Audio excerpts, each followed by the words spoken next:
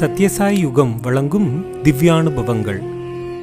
தெலுங்கு தேசம் ஈன்றெடுத்த மருத்துவ கங்கையே மாபெரும் மனிதரான இந்த ஹண்டே மூதறிஞர் ராஜாஜியிடம் அரசியல் பயின்றவர். மக்களுக்காகவே மருத்துவமும் பயின்றவர். அனைத்து ஜனங்களுக்கு மட்டுமல்ல, அரசியலுக்கும் மருத்துவம் பார்த்தவர். இவர் தந்தையும் ஒரு மருத்துவரே. ராஜாஜியின் சுதந்திரா கட்சியில் அங்கம் வகித்து பிறகு புரட்சி தலைவர் எம்ஜிஆர் அரசவையில் மனிதநேயம் எனும் சங்கம் வளர்த்தவர். சுகாதாரத்துறை மந்திரியாக நடைபோட்டவர். வெள்ளை உடையில் மட்டுமல்ல, தன் வெள்ளை மனதிலும் கரைபடிய விடாத காவிய மனிதர் இவர். ஆகவேதான் இன்று 99வது வயதில் அடியெடுத்து வைத்து ஸ்ரீ சத்யசாயி நூற்றாண்டில் தனது நூற்றாண்டை நோக்கி பீடு நடை போடுகிறார். எல்லாவற்றுக்கும் முத்தாய்ப்பான சிறப்பு, இவர் பேரிறைவன் பாபாவின் சக பள்ளி மாணவர். மாணவ பருவத்திலேயே ஸ்ரீ சத்யசாயி மாதவனோடு கல்வி பயின்றவர். அந்த நாள் ஞாபகம் நெஞ்சிலே வந்ததே. நண்பனே நண்பனே என தனது ஞாபக அலைகளில் நீராடி நமக்காக சாயி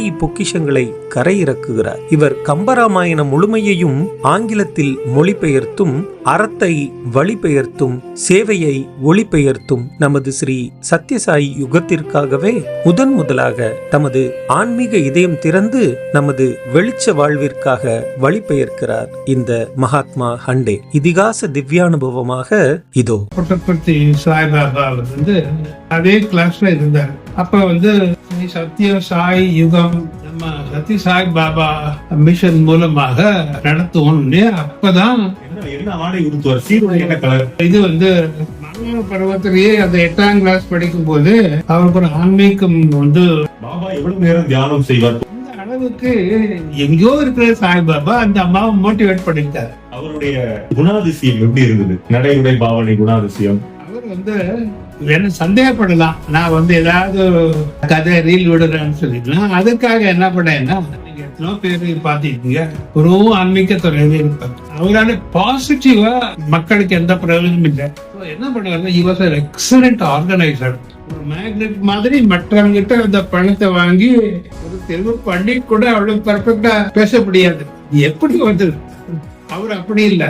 அவர் கிறிஸ்டியானிட்டிக்கு முஸ்லிமுக்கு அவருடைய இது பாத்தீங்கன்னா, சாய் பாபா கோபாலபுரத்துக்கு வரவழைச்சிருக்காருன்னா கலைஞர் இந்த மாதிரி எங்கேயாவது ஒரு பிறவி ஆச்சரியமான அவரை பேரை சொல்லி அந்த போர்ஸ் அந்த மாதிரி போயிட்டே இருக்கிற போர்ஸ். சத்யசாய் பாபா எடுத்து இதெல்லாம் எதுக்கு செஞ்சாரு? தான் பத்திரிகையில விளம்பரம் பண்ணணுன்றதுக்காக பண்ணாங்க. இன்னொரு எம்ஜிஆர் வர முடியாது. உங்களால இயன்ற அளவிற்கு மக்களுக்கு சேவை செய்யுங்கள் என்று. தமிழ்நாட்டு அரசியல் நேர்மையாகவும் தூய்மையாகவும் இயங்க அரசியல்வாதிகளுக்குள் ஆன்மீக உணர்வு முக்கியம் என்று நினைக்கிறீர்களா? ஸ்ரீ சத்யசாய் யுகம் நேயர்களுக்கு என்னுடைய வணக்கத்தை தெரிவித்துக் கொள்கிறேன். ஹண்டே சாய்ராம், நமஸ்காரம். மருத்துவத்திலும் அரசியலிலும் இலக்கியத்திலும் ஒரு மூத்த சான்றோர் ஆகிய தங்களை ஸ்ரீ சத்யசாய் யுகம் சார்பாக சந்தித்து நேர்காணல் எடுப்பதில் அகம் மகிழ்கிறோம். எப்படி பாபா படித்த அதே பள்ளியில் தாங்களும் படிக்கும் பாக்கியம் கிடைத்தது உங்களுக்கு? அதை பற்றி, அந்த நினைவலைகளை பற்றி. அக்காலத்தில் ஆந்திராவில் இருக்கக்கூடிய Kadapa, Kurnool, Anantapur district up to Vizag ஒரு 12 மாவட்டங்கள். அதுக்கு ஜில்லான்னு பேரு. அது மாதிரி தமிழ்நாட்டில் 12 ஜில்லா. கன்னியாகுமரி இல்லை, அது டிராவன்கோர். தட்சிண கன்னடம், மலபார் 26 ஜில்லா மெட்ராஸ் ராஜதானி பிரசிடென்சி. என்னுடைய தகப்பனார் டாக்டர் H.M. ஹண்டே. அவர் கவர்மெண்ட் அசிஸ்டன்ட் சர்ஜனாக ஒவ்வொரு ஊருக்கு போஸ்டிங் போடுவாங்க. அப்போ போஸ்டிங் போட்ட உடனே அவங்க அதை அக்செப்ட் பண்ணிட்டு போயிடுவாங்க. ரொம்ப டிசிப்ளின் அந்த காலத்தில். ஸோ அப்படி நெல்லூரில் நான் படித்தது அக்ஷராபியாசம் தெலுங்கு. அங்கேருந்து தந்தையார் டாக்டர் H.M. ஹண்டே, தகப்பனார் பெனுகொண்டா, அது ஒரு தாலுக், ஹிந்துப்பூர் பக்கத்தில் இன்னொரு தாலுக். அந்த பெனுகொண்டாவுக்கு போஸ்டிங் போட்டாங்க. போனோடனே அப்போ நான் அங்கேருந்து 8ஆம் கிளாஸ் படிக்க ஆரம்பிச்சது. 7ஆம் கிளாஸ் வர நெல்லூர். அந்த கிளாஸ்லயே அப்போ புட்டபர்த்தி சாய்பாபா அதே கிளாஸ்ல இருந்தார். அப்போ அவருடைய ஃபுல் பேர் சத்யநாராயணான்னு பேர். அவர் அப்போ அட்டெண்டன்ஸ் ரிஜிஸ்டர்ல சத்யநாராயணான்றதா இருந்தது. அவருக்கு எனக்கு ஒரு ஆண்டு அவர் என்னை விட மூத்தவர். அவர் 23 11/11/26 பிறந்தார். நான் வந்து 28/11/27 பிறந்தேன். அது என்ன ஒரு அதிசயம்னா, அந்த மாணவ பருவத்திலேயே அந்த 8ஆம் கிளாஸ் படிக்கும்போது அவருக்கு ஒரு ஆன்மீகம் வந்து அவருடைய உடல் எல்லா மனது ஆன்மீகத்தில் மூழ்கி இருந்தால் அது எல்லாருக்கும் தெரிஞ்சுது. வாத்தியார்கள் கூட அவங்களுக்கும் சாய்பாபா வந்து அவர் வந்து சத்யநாராயணா அப்ப சாய்பாபான்னு ஆரம்பிக்கல. அவர் சில நேரத்துல கோயில் இதில் உட்காருவார், சில நேரத்துல தர்கா இதில் தியானம் பண்ணுவார். அவர் கிளாஸ்ல வந்துட்டு போகும்போது டீச்சர் ரெஸ்பெக்ட் கொடுத்து பேசுறது நிறுத்துவார். ஹாஃப் மினிட் போனதுக்கு அப்புறம் அகைன் ஸ்டார்ட் பண்ணுவார். So he commanded respect even as a student. அதுக்கப்புறம் வந்து நான் அங்கே 3rd ஃபார்ம் 5th ஃபார்ம் வரையில் அங்கே படிச்சுட்டு இருந்தேன். அங்கேருந்து நமக்கு 1939-40 அங்கேருந்து மேங்களூருக்கு டிரான்ஸ்ஃபர் ஆயிடுச்சு, பெருங்கொண்டா இருந்து. அதுக்கப்புறம் எனக்கு சாய்பாபா டச் இல்லை. இது ஆரம்ப கட்டம். இது பாபா பற்றி அந்த பெருங்கொண்டா பள்ளியில என்னென்னலாம் பேசிப்பாங்க? நான் வந்து 3-4 தடவை அவருக்கு விஷ் பண்ணியிருக்கேன். நமஸ்காரம் பண்ணி நமஸ்காரம் அப்படி நாங்கள் ஸ்டூடெண்ட்ஸ் இல்லையா. பட் அவர் ஜஸ்ட் ரொம்ப ரியாக்ட் பண்ண சும்மா சொல்லிட்டு போயிட்டு அவர் யார்கிட்டையும் பேச மாட்டார், பேசுறதே கிடையாது. பேசுறது கம்பெனி அவர் எங்கேயோ வேற ஒரு உலகத்தில் இருக்கிற மாதிரி. அது இந்த மாதிரி வளருவாருன்னு நம்ம அந்த காலத்துல யாரும் எதிர்பார்த்தது இல்லை. பாபாவோட முகம் எப்படி இருந்தது? சுருட்டை முடியா? அப்ப வந்து அப்ப இந்த மாதிரி முடியல இல்ல. என்ன ட்ரெஸ், என்ன ஆடை உடுத்துவார்? சீருடை என்ன கலர்? இது வந்து மோஸ்ட்லி இந்த சாமியார் போடுறாங்கல்ல அந்த கலர், yellowish கலர், அந்த ஆடை தான் போடுவார். ஒயிட் ட்ரெஸ் கிடையாது, அதான் போட்டுக்கிட்டு இருந்தாரு. அதான் பாயிண்ட். பாபா எவ்வளவு நேரம் தியானம் செய்வார்? பொதுவா எவ்வளவு நேரம் தியானம் மெடிடேஷன் பண்ணுவார் சொல்ல முடியாது. ஒரு எங்க எந்த இடத்துல போய் தியானம் பண்றாருன்னு நம்ம ஃபாலோ பண்ண முடியாது. நாம வந்து பள்ளிக்கூடத்துக்கு வந்துட்டு போயிட்டு இருப்போம். பாபா விளையாடுவாரா? பள்ளி மாணவரோடு அவருடைய குணாதிசயம் எப்படி இருந்தது? பாபா வந்து வெளியில பசங்களோட விளையாடுவாரா? கிரவுண்ட்ல அவருடைய குணாதிசயம் எப்படி இருந்தது? நடை, உடை, பாவனை, குணாதிசயம். ஒரு விஷயம் புறநாகிறது, ஞாபகத்துல வருது. அவர் வந்து பிறருக்கு தீங்கு செய்யக்கூடாது. Do not harm others. We should not harm others. பிறருக்கு தீங்கு விடாது. ஏதாவது நம்ம வந்து வசைப்பாடினாலும் நமக்கு துரோகம் பண்ணாலும் கூட don't try to pay it back in the same coin. அந்த மாதிரி ஒரு இம்ப்ரெஷன் எனக்கு, அந்த இம்ப்ரெஷன் தான் எனக்கு ஏற்பட்டது. பாபா ஆன்மீகத்தில் உச்சபட்ச துருவ நட்சத்திரமா ஜொலிப்பார்னு அப்போது நீங்க உணர்ந்தீர்களா? அப்ப உணராட்டி கூட அவர் ஜொலிக்க ஆரம்பிக்கிற போது எப்படி நீங்க உணர்ந்தீங்க? நாங்க அந்த மாதிரி வளராதுன்னு நினைக்கவே இல்லை, கனவோட காண. அதுக்கு பிறகு எப்படி நீங்க ஒரு ஆர்டினரி பர்சன், ஒரு ஆன்மீகத்துல person steeped in devotion to God, அந்த மாதிரி தான் we will considering. அதுக்கு பிறகுதான் வந்து அது முடிஞ்சது. அதுக்கப்புறம் நான் எப்படி அவரை கான்டாக்ட் பண்ணேன்றது, அதுதான் நான் அங்கிருந்து போயிட்டு நான் அது அப்புறம் வந்து டாக்டர் ஆகி பிராக்டிஸ் எல்லாம் பண்ணிட்டு நான் எம்எல்சி ஆன ரொம்ப கேப், பெரிய கேப். இது வந்து 1939 நான் வந்து 66 67 அப்படி வரேன். நான் வந்து இங்கே ஹெல்த் மினிஸ்டரா இருக்கும்போது, நல்வாழ்வுத்துறை அமைச்சரா இருக்கும்போது இங்கே அதுக்கு அப்பதான் எனக்கு அவருடைய பெரிய சத்ய சாய் பாபானுடைய பெரிய சர்வீஸ், பெரிய ஆர்கனைசேஷன் அதெல்லாம் எனக்கு தெரிஞ்சது. ஒரு தடவை எனக்கு எப்படி அது கான்டாக்ட்ல நமக்கு வந்து அதை பத்தி தெரியக்கூடிய வாய்ப்பு கிடைச்சதுன்னா, ஜெனரல் மகாதேவன் சொல்லி அவர் வந்து புரட்சி தலைவர் எம்ஜிஆரால அப்பாயிண்டட் சர்வீஸ் கமிஷன் சேர்மன். அவர் வந்து ஆர்மி மேன் வந்து சர்வீஸ் கமிஷன்ல சேர்மனா இருந்தா ஆனஸ்டா இருப்பாரு. அவர் வந்து யாருக்கும் வந்து அசைய மாட்டார் எந்த எண்ணத்துல எம்ஜிஆர் தலைவர் வந்து அவர் சேர்மன் தமிழ்நாடு பப்ளிக் சர்வீஸ். அப்போ வந்து சில ஃபங்க்ஷன்ஸ்ல அப்போ ஒரு நாள் வந்து ஐ கேம்ப் ஆபட்ஸ்பரியில ஆபர்ட்ஸ்பரி. அப்ப ஆபர்ட்ஸ்பரிக்கு அவர் சொந்த, அவருடைய ஓனர் அவர். அங்க ஒரு ஐ கேம்ப் நம்ம சத்யசாய் பாபா மிஷன் மூலமாக நடத்துவோம். அப்பதான் அவர் இதை பத்தி எல்லாம் வளர்க்கும் போது எனக்கு பெரிய ஆச்சரியமா இருந்தது. நான் சொன்னேன், கிளாஸ்மேட் இந்த மாதிரி வருவாருன்னு நம்ம யாரும் கனவுல கூட நினைக்கல அப்படின்னு சொல்லி. ஸோ அந்த ஆபர்ட்ஸ்பரிக்கு அந்த கம்பெனி கூட வருது. அவங்க எல்லாம் நிறைய கம்பெனிஸ் பெரிய பெரிய, அவங்க வைஃப் எல்லாம் பெரிய பெரிய பணக்காரங்க. The name of Sathya Sai Baba அது பவர்ஃபுல் மேக்னெட் மாதிரி. அந்த சர்வீஸுக்கு அவங்களா அவங்களே WS இன்சுலேட்டர்ஸ், கரெக்டா? அவங்க wife, I was surprised. She herself எல்லாருக்கும் ஃபீடிங் எல்லாம் அந்த அம்மாவே பண்ணாங்க. அந்த அளவுக்கு எங்கேயோ இருக்கிற சாய்பாபா அந்த அம்மாவை மோட்டிவேட் பண்ணியிருக்காரு. இப்போ எவ்வளோ பெரிய சக்தியா இருந்திருக்கணும்ன்றத நான் அப்பதான் உணர்ந்தேன். அப்புறம் ஒரு ரிக்வெஸ்ட் பண்ணேன், எனக்கு அவரை மீட் பண்ணணும்னு ஆசையா இருக்கு, எனக்கு அதுக்கு ஒரு ஏற்பாடு பண்றீங்களா? கண்டிப்பா உங்களுக்கு நான் அந்த ஏற்பாடு பண்றேன், அவரும் சந்தோஷப்படுவாருன்னு சொல்லி. அப்புறம் இந்த கிரீன்வேஸ் ரோடு இருக்கு பாருங்க, அங்க ஒரு வீடு இருந்தது. அங்கே பக்கத்துல ஒரு சினிமா ஆக்ட்ரஸ் வீடு கூட ஃபேமஸ், அஞ்சலி தேவி, கரெக்டா? அது பக்கத்துல ஒரு இது இருந்தது. அங்கே அவரை மீட் பண்றதுக்கு சான்ஸ் கொடுத்தாரு. அப்புறம் அவரு எப்படி, நான் தெலுங்குல தான் பேசினேன். அவர் அப்புறம் அவருக்கு நான் ஏதாவது சாய்பாபா, நான் ஆல்ரெடி மினிஸ்டர் தானே, அவரு குளோபல், நோ கம்பேரிசனே கிடையாது. Anybody can become minister, nobody can become Saibaba. அதனால அவர் என்ன சந்தேகப்படலாம், நான் ஏதாவது கதை ரீல் விடுறேன்னு சொல்லி. நான் அதுக்காக என்ன பண்ணேன்னா, இந்த 3 வாத்தியார் நமக்கு டீச்சர்ஸ் இருந்தாங்க. சுப்பராவன் ஒருத்தர், இன்னொருத்தர் கோதண்டபாணின்னு சொல்லி மேத்தமெட்டிக்ஸ். இந்த டீச்சர்ஸ் பேர் சொன்னேன். நான் சொன்ன உடனே அவர் తట్టినారు. நல்லா మూవీల సంతోషమా, ఇప్పుడు నాకు తెలిసింది మీరు అదే స్కూల్లో చదివినారు, ఇప్పుడు నాకు తెలిసింది.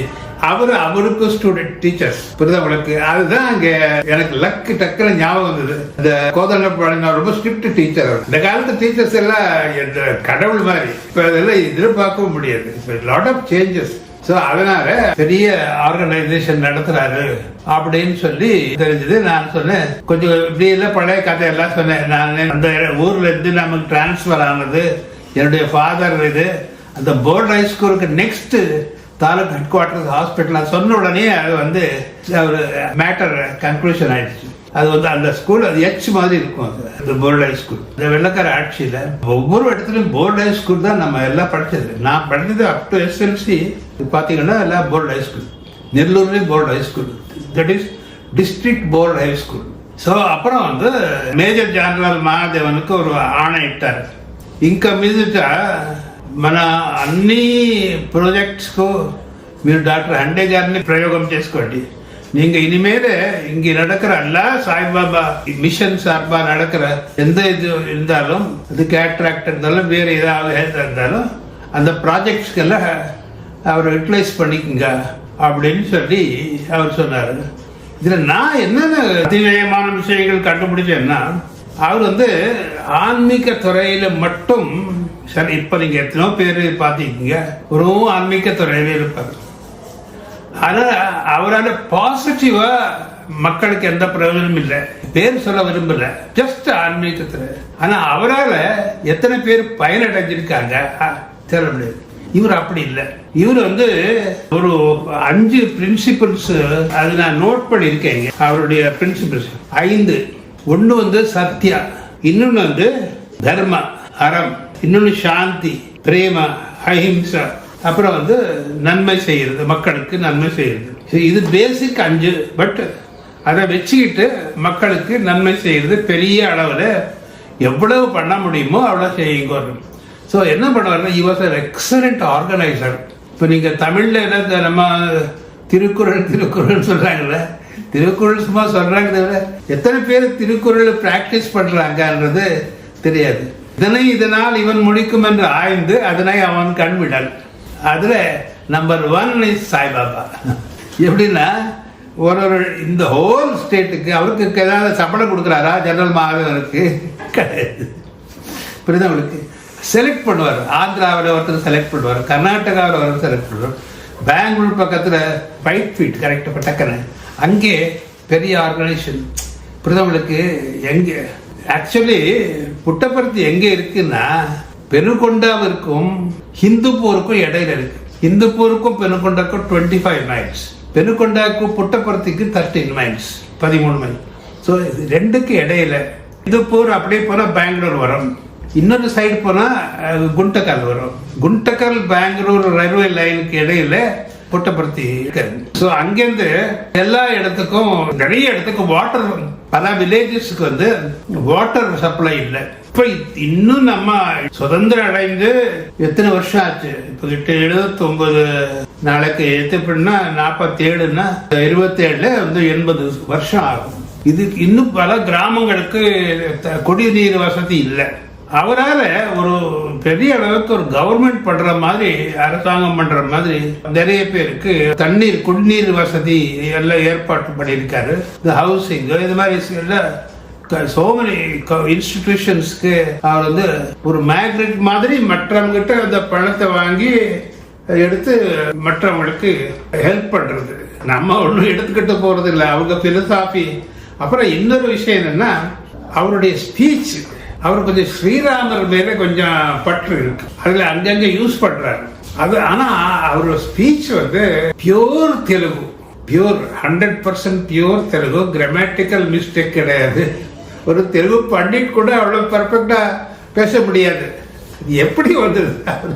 அவர் எப்படி சர்ப்ரைஸ்ட். நிறைய கேட்டிருக்கேன் கேசட்ல, ரொம்ப அழகா பேசுவார். அந்த ஒரு பேச்சு ஆற்றல் புரிதவங்களுக்கு, அந்த மாதிரி டிசைனிங் கொடுக்கறது. அப்புறம் வந்து பெரிய ஹாஸ்பிட்டல், பெரிய பெரிய சர்ஜரிஸ் எல்லாம் பண்ணிருக்காரு. ரோபோட்டிக் சர்ஜரி எல்லாம் நடந்திருக்கு. இங்க நம்ம ஹாஸ்பிட்டல்ல கைனகாலஜிஸ்ட், இந்த ஹண்டே ஹாஸ்பிட்டல்ல சீஃப் கைனகாலஜிஸ்ட் வந்து டாக்டர் கே சுஜாதா. கே என்றது கிருஷ்ணன், அவருடைய அப்பா பேரு. கிருஷ்ணன் வந்து பெருந்தலைவர் காமராஜருடைய மெயின் பாடி கார்டு மாதிரி. அவருக்கு ரொம்ப நாள் அவர் சிஎம் இருக்கும் போது கூட செக்யூரிட்டி ஆபீசரா இருந்தார். யாரு? காமராஜர். அவருடைய மகள் வந்து டாக்டர் சுஜாதா. அவங்க வருஷம் ஒரு வாரம் லீவ் எடுத்துடுவாங்க. சில நேரத்துல 2 தடவை லீவ் எடுக்கிறாங்க. 7 days he goes there. அங்கே சிசேரியன் இது எல்லாம் அம்மா வந்து இறந்து போயிட்டாங்க. அவங்க இருக்கிற வரையில ஆண்டுக்கு 2 முறையாவது ஒரு வாரம் அங்க போய் இருந்து சர்வீஸ் பண்ணிட்டு வருவாங்க. இந்த மாதிரி பல டாக்டர்கள் பல இடங்கள்ல வந்து பிரசாந்த நிலையம் அங்க போயிட்டு பண்ணிட்டு வர்றாங்க. அது ஒரு ஆச்சரியமான ஒரு விஷயம்.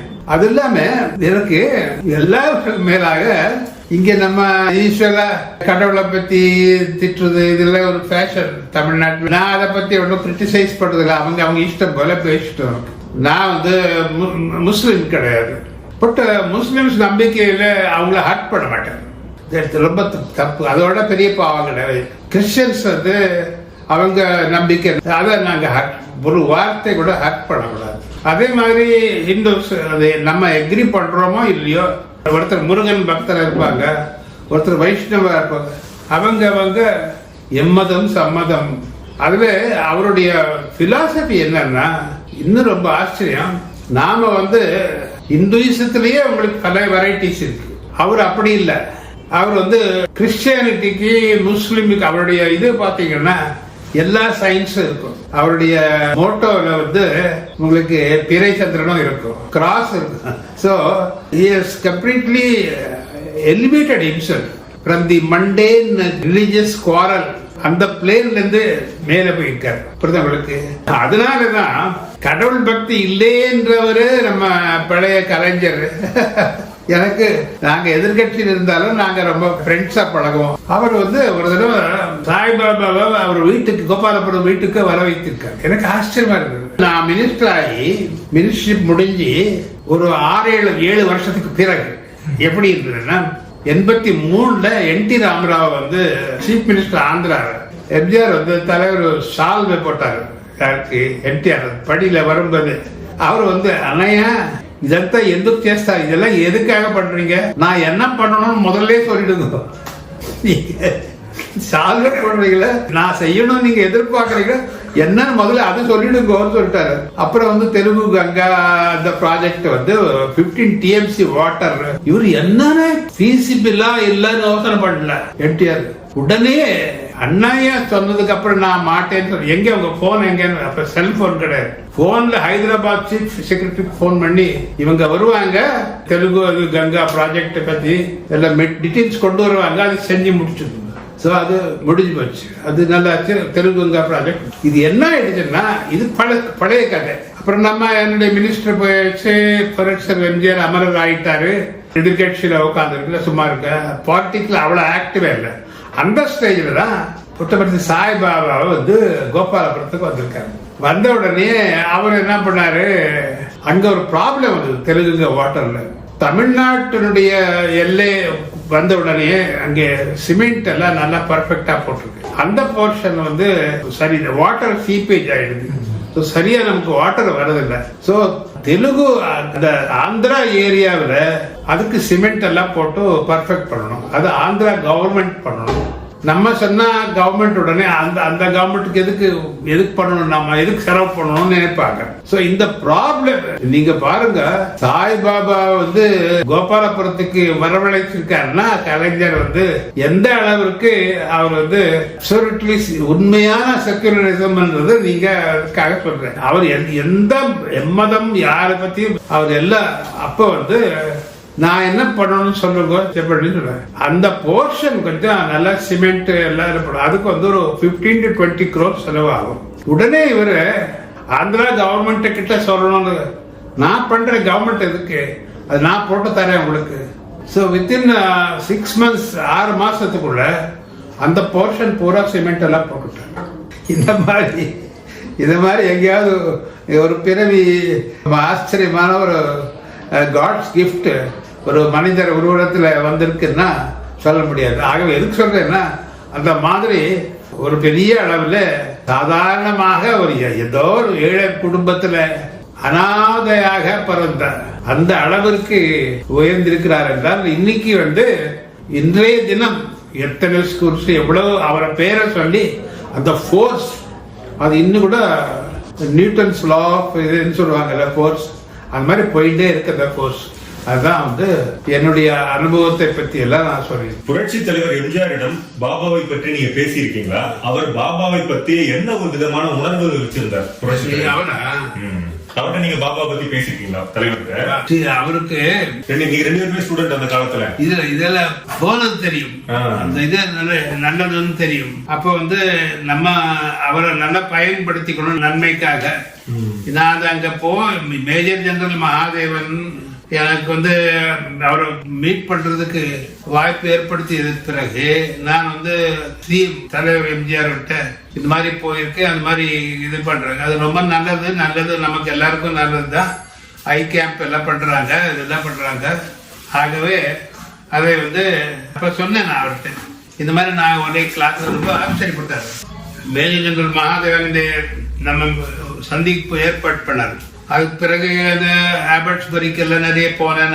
இதை வந்து நான் சிஎம் ரிப்போர்ட், இந்த மாதிரி ஒரு நல்ல காரியம் நடந்திருக்கு அப்ப சொல்லும்போது அப்பதான் தெலுங்குல சொன்னேன். அவருக்கு அப்பதான் தெலுங்கு நான் படிச்சிருக்கேன்றதெல்லாம் தெரியுது. நான் படிச்சது ஆந்திரால படிச்சிருக்கேன், தெலுங்குல நல்லா படிச்சேன். அதனால நமக்கு நல்ல உறவு ஏற்பட்டிருக்கு. இது வந்து தமிழ்நாட்டுடைய நன்மைக்காக பயன்படுது. எம்ஜிஆர் குணம் எப்படின்னா, புரட்சி தலைவர் எம்ஜிஆருக்கு டிவோஷன், இறை பக்தி அவருடைய ஹேபிட் எப்படின்னா, இது மாத்திரமல்ல, இன்னொரு முறை இந்த ஆர்எஸ்எஸ் கேம்ப்ஸ் இருக்குல்ல, அவங்க நிறைய பிளட் பேங்க்ஸ்ல ரொம்ப ஈடுபட்டு கொண்டிருந்தாங்க. அவர் ஒரு தடவை ஃபர்ஸ்ட் பிளட் பேங்க் வந்து ஆரம்பிக்கும் போது, நான் ஹெல்த் மினிஸ்டர், என்னுடைய போர்ட்ஃபோலியோ தானே அது இலாக்கா, நீங்க வந்து இனாகரேட் பண்ணணும்னு சொல்லியிருக்காரு. நான் வந்து சிஎம் கிட்ட ஒரு பர்மிஷன் வாங்கிட்டு நான் பண்றேன். அதுக்கப்புறம் நான் உங்களுக்கு எஸ் சார் நோன்னு சொல்றேன்னு சொல்லி நான் தலைவர்கிட்ட இந்த மாதிரி கூப்பிடுறாங்க, நான் போகலாம். பிளட் பேங்க் தானே, அது நல்ல காரியம் தானே, அது யார் பண்ணாலும் தாராளமா நீ போகலாம், அதை பத்தி வரிப்படும். அதெல்லாம் எதுக்கு சொல்றேன்னா, அவருக்கு வந்து அது ஆர்எஸ்எஸ் அவங்க எதுக்கு போகாது அப்படின்னு சொல்லல. அதே மாதிரி அவருக்கு வந்து உள்ளுக்குள்ள ஒரு ஆன்மீக வாதி. யார் எம்ஜிஆர் வந்து உள்ளுக்குள்ளே ஆன்மீகம் வருது. நான் எப்படி கண்டுபிடிச்சேன்னா, ஒவ்வொரு ஆண்டும் வந்து இங்கேருந்து வெஸ்ட் கோஸ்ட் எக்ஸ்பிரஸ் ட்ரெயின்ல போய் மணிப்பால்ல போய் பெங்களூர் மணிப்பால்ல ஸ்டே பண்ணுவார். 1 day 2 days. அங்கே கெஸ்ட் ஹவுஸ் இருக்கு. அங்கேருந்து ஒரு 2 hours ஒரு முக்கியமான கோவில் இருக்கு, முகாம்பிகை கோவில் இருக்குங்க. அந்த கோவிலுக்கு போவாங்க. ஸோ கோவிலுக்கு போயிட்டு அந்த கோவில் ஏதோ ஒரு நிறைய காஸ்ட் நன்கொடை எல்லாம் கொடுத்துருக்காரு. வாழ் கொடுத்துருக்காரு. ஆமா, எல்லாம் காஸ்ட் கோல்டு இதெல்லாம் கொடுத்துருக்காரு. புரட்சி தலைவர் எம்ஜிஆருடைய அம்மா வந்து மதிப்பிற்குரிய அமர் சத்யா அவர்கள் அந்த கோவிலுக்கு போறதுக்கு பட்ட கஷ்டம் அது எம்ஜிஆர் உதவி சொன்னாரு. அவ்வளவு கஷ்டப்பட்டு போவாங்க. இப்ப எல்லாம் பிரிட்ஜ் போட்டாச்சு. நீங்க பெங்களூர் டு முகாம்பிக்கு 2 hours கார்ல போயிடலாம், எந்த சிரமமும் இல்லை. சோ என்னுடைய அம்மா வந்து அந்த முகாம்பிகை கோயில போய் அங்க பூஜை பண்ணுவாங்க. நான் அங்க எதுக்காக போறேன், என்னுடைய அம்மாவை பாக்குறதுக்காக நான் போறேன்னு சொன்னதுக்கு அப்புறம் அது தப்புன்னா அந்த தப்பு நான் ஏத்துக்கிறேன்னு சொல்லிட்டு அதுக்கப்புறம் எல்லாரும் இந்த கோவில் மேட்டர் வந்து அது சால்வ் பண்ணிட்டாரு. ஒரு முதலமைச்சருக்கு இருக்க வேண்டிய மிக முக்கியமான ஒரு விஷயம் எனக்கு தெரியும்னு சொன்னாரு. இங்க உட்கார்ந்தவங்க எத்தனையோ பேர் ஏழைகள் இருக்கிறீங்க, நீங்க எவ்வளவு கஷ்டப்பட்டிருக்கீங்க, பசியால எவ்வளவு வாழ்றீங்கன்னு எனக்கு தெரியும். நான் என்னுடைய ஆரம்ப காலத்துல பல நேரங்கள்ல சாப்பாடு கிடைக்காம அந்த பசியில அவதிப்பட்டிருக்கேன். ஆக இந்த பசியினுடைய கொடுமை எனக்கு தெரியும். ஒருவனுக்கு பசியினுடைய கொடுமை தெரிந்தால் அவன் வந்து நாட்டை ஆளுதற்கு தகுதி பெற்றவன். ஏன்னா அவன் முதல்ல நினைப்பது அந்த பசியை போக்கணும் தான் நினைப்பான். அப்புறம் மற்றதெல்லாம் எனக்கு IAS ஆபீசர் அவங்க எல்லாம் இருக்காங்க, அவளை வச்சு நான் படித்தேன்.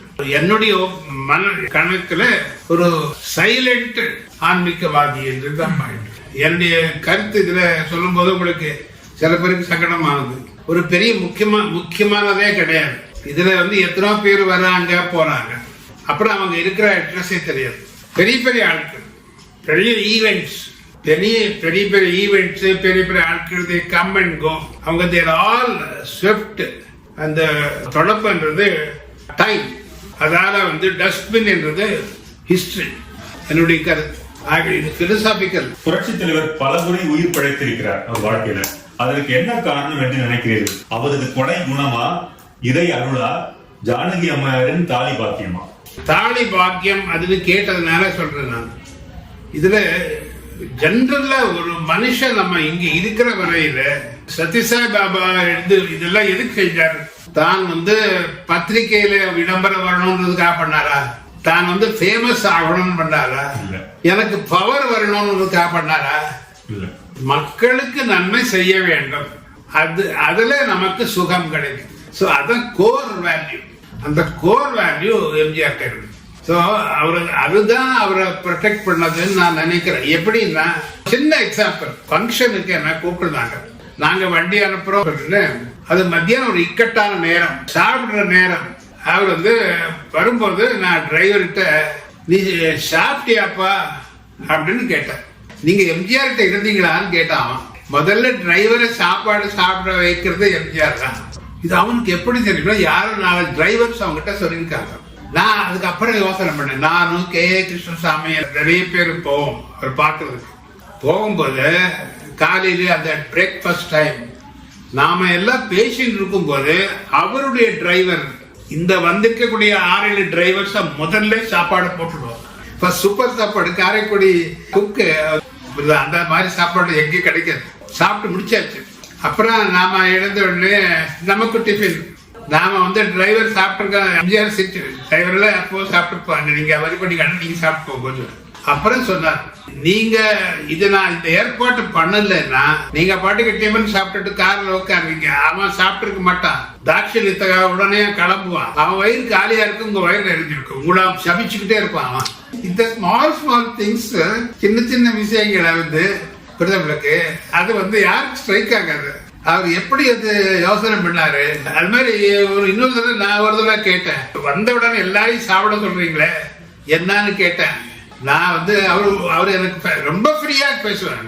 ஒரே ரூம்ல இருந்திருக்கோம் 2 பேரும், ஒரு 2 days ஒரே ரூம்ல 2 இடத்துல, மதுரை திருச்சி. நம்ம என்ன ரூம் கேன்சல் ஆயிடுச்சு, நீங்க அது இங்கே படுத்துங்க. அவர் சொன்னாரு, நிறைய பேர் வராங்க, உதவி கேட்கறாங்க, கல்யாணத்துக்கு எவ்வளவு வேணும்னு கேட்பேன். 10,000 கொடுத்தா அவன் அப்புறம் வைஃப் வந்து இன்னொரு 5,000 ஜாஸ்தி கேட்டிருக்கலாமே.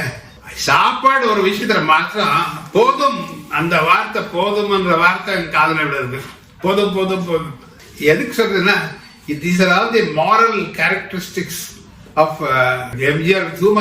அவரோட நான் மூவ் பண்ண அளவுக்கு யாரு கூட மூவ் பண்ணிருக்க மாட்டாங்க நான் நினைக்கிறேன். ஒரு காமெண்ட் மாதிரி வந்து போயிடுச்சு, கம் அண்ட் கான். இன்னொரு எம்ஜிஆர் வர முடியாது. நாளை வரலாறு நமக்காக உருவாகலாம், ஒன்றே குலம் என்று பாடுவோம், ஒருவனே தேவன் என்று போற்றுவோம்.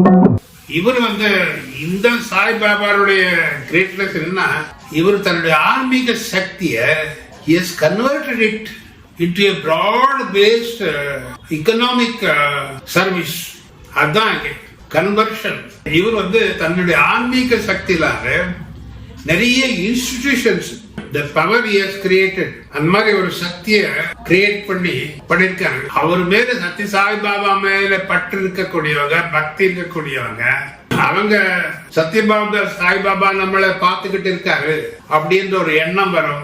ஆகவே நாம அவரை திருப்திப்படுத்துறதுக்காக மட்டுமல்லாமல் to receive his blessings we have to do a lot of things அப்படின்ற ஒரு எண்ணம், அந்த force it will go on. என்னுடைய கணக்கு வந்து இந்த ஃபோர்ஸ் குறையாது, இன்னும் போக போக இது கூடும் என்றுதான் நான் நினைக்கிறேன். இன்னும் வரணும், இன்னும் நம்ம செய்ய வேண்டியது நிறைய இருக்கு. அந்த ஃபோர்ஸ் இங்கே இன்னும் கொஞ்சம் நிறைய யூஸ் பண்ணிக்கணும். அவர் பேர்ல இன்னும் இன்ஸ்டிடியூஷன்ஸ் வந்தா நல்லா இருக்கும். அதற்காக இந்த மாதிரி நீங்க இப்ப ஏற்பாடு பண்ணிருக்கீங்க பாருங்க, உங்க டியூப் இது மூலமாக ஒரு மெசேஜ். இப்ப நாங்க கொடுக்கறது எல்லாம் ஒரு மெசேஜ். எங்கெங்க சத்யபாபா சாய்பாபாவோட தொடர்பு கொண்டவங்க எங்கெங்க இருக்காங்கன்னு சொல்லி நீங்க படம் போட்டு பார்த்து அவங்கள கூப்பிட்டு பேச வைக்கிறீங்க பாருங்க. இந்த முயற்சி நிச்சயமாக வெற்றி பெறும் என்று நான் கருதுகிறேன். மூதறிஞர் ராஜாஜியிடம் நீங்கள் வியந்த ஆன்மீக குணங்கள் என்னங்க? ராஜாஜி ஆன்மீகம் வந்து டோட்டலி டிஃபரெண்ட், யாருக்கும் தெரியாது. திருப்பதி தேவஸ்தானத்துக்கு போறாங்க, போய் அங்க பெரிய அளவுல போட்டோ, தான் அங்க வழிபாடு நடத்தினார், கோயிலுக்கு போனார், இன்னார் கோயிலுக்கு போனார், அது ரொம்ப தப்பு. ராஜாஜி எழுதியிருக்காரு, your worship of God should be in secrecy. Do not give unless you do not exploit. அதெல்லாம் விளம்பரப்படுத்தி அதெல்லாம் பண்ணி எக்ஸ்ப்ளாய்ட் பண்றது, that means you are doing the opposite thing. You will not get any benefit out of it. You are in fact insulting the God. ரொம்ப ஸ்ட்ராங்கா எழுதியிருக்காரு என்கிட்ட.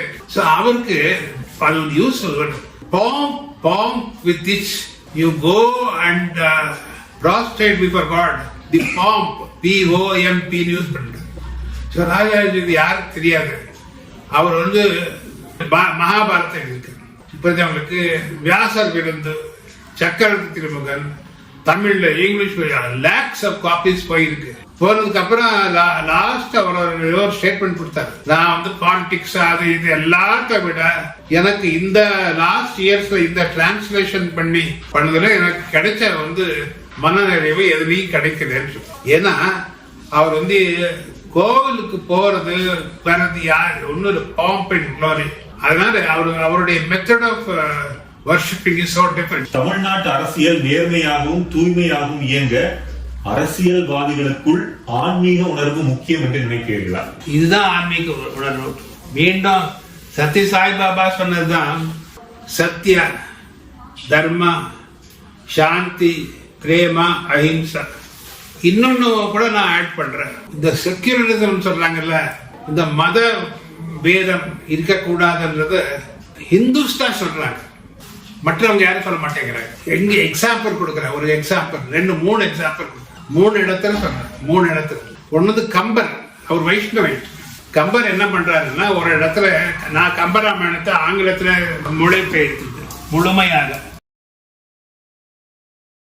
இது யாரும் பண்ணல. இதுக்கு வந்து பாராட்டி லெட்டர் எழுதிருக்குது கலைஞர்.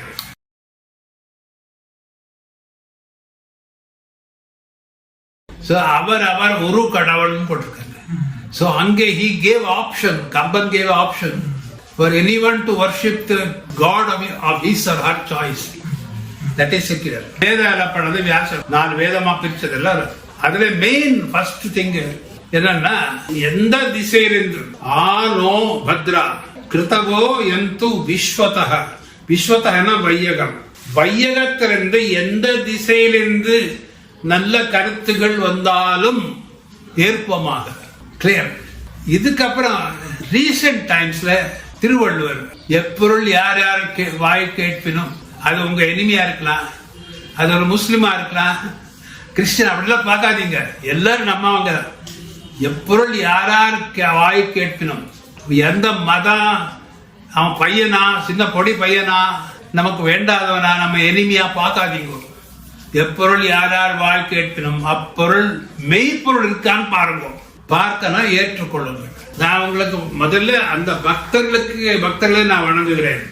நீங்க பக்தி செலுத்துவதற்காக நீங்கள் தேர்ந்தெடுத்த ஒரு சாமி, மாபெரும் மகா புருஷன் என்று சொல்லலாம். ஸ்ரீராமனுக்கு கூட சொல்லுவாங்க மகா புருஷன் சொல்லுவாங்க. அந்த மாதிரி இது நீங்க அந்த பக்தி மக்களுக்கு இன்னும் தொண்டாற்றுவதற்காக அந்த பக்தி என்கிற அந்த ஒரு பவர், அதை பயன்படுத்தி உங்களால இயன்ற அளவிற்கு மக்களுக்கு சேவை செய்யுங்கள் என்று நான் உங்களை வணங்கி கைகூப்பி கேட்டுக்கொள்கிறேன். வணக்கம். இம்மாதிரியாக செய்வதன் மூலமாக நாம் இந்த கிருத்தயுக, திரேதாயுக, துவாபர யுக, கலியுகம் எல்லாம் வளர்ச்சி சத்தியசாய் யுகம் என்ற ஒரு யுகம், நல்ல யுகம், நாம் அதை உருவாக்க வேண்டும். அதற்காக முயற்சி எடுத்துக் கொள்ள வேண்டும்.